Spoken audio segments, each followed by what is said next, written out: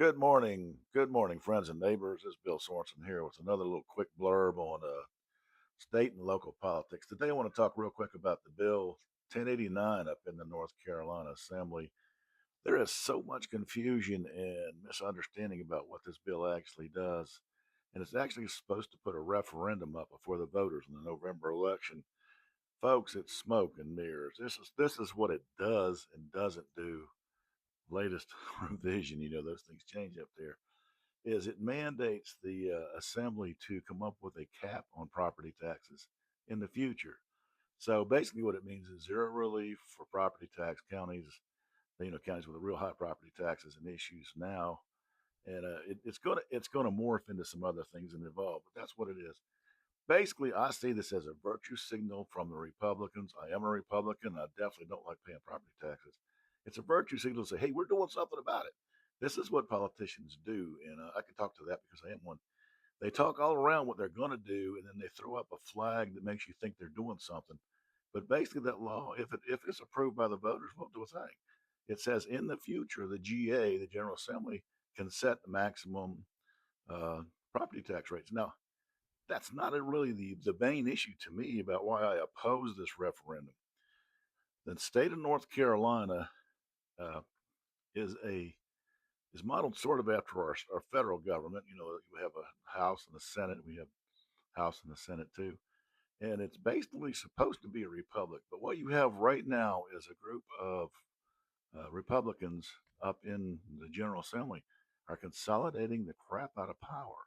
They're taking away uh, options, choices, decisions from the local county commissioners. Everybody knows I've taken some shots at our county commissioners, and frankly, I have some severe issues with several of them. Some of them are great people, but this is not about politics. This is about power.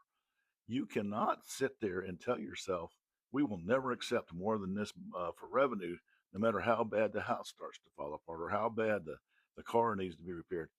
You just don't do that. So here's what's happened. The North Carolina Assembly and unfortunately the federal government sent all these mandates down to the local counties. You have to do this, you have to do that, you have to spend money on Medicaid, you have to spend money on this, you have to spend money on that.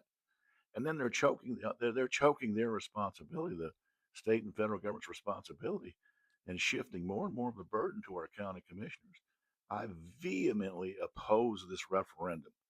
Now, I'm afraid the average layman in North Carolina, oh man, that sounds great. Let's just limit property taxes, so we don't have to worry about these huge increases, which are driven by property values anyway. It's not really the rate as much as it is the value, and it's just a virtue signal. So I'm going to go ahead and say it right now. I vehemently oppose that.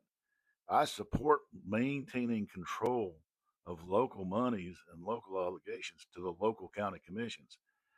We know these people. We can vote for these people. We can vote against these people. We can talk them on the phone. We can run into them at the supermarket. You're giving more power to Raleigh, and that's a horrible idea. And I'm going to just go ahead and say this because I'm getting ornery and old. Anyone that supports this, that understands it, knows it's just a show. It's not a real bill. It's going to do anything good for anybody except create massive shortages for counties to have to come up with some other way. The fact of the matter is, they talk about schools. Schools are going to lose money. The federal government's cut funding to our schools, which I mean, the Fed's got to do what the Fed's got to do. They got a $40 trillion debt. The state has slowly shifted the funding mandates down the pike. One example: class size mandate for K3, not K4. They're talking about. That's a great thing. The state pays for teachers, but it doesn't pay for teachers' retirement. It doesn't pay for teachers' health insurance. It doesn't pay a plethora of things for each teacher. But what that class size mandate did was says you can't have so many X number of kids in a class. This is the rule. We're coming from Raleigh. You cannot have more than this number of kids in the class. They funded $0 to build more classrooms. You can only fit so many sardines in the can. You can only fit so many kids in a room.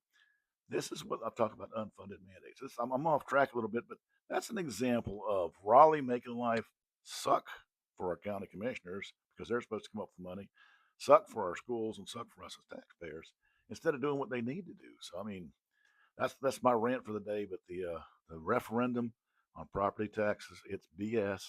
Unless it evolves into something meaningful, it's garbage. Vote no. That's my suggestion. Thank you.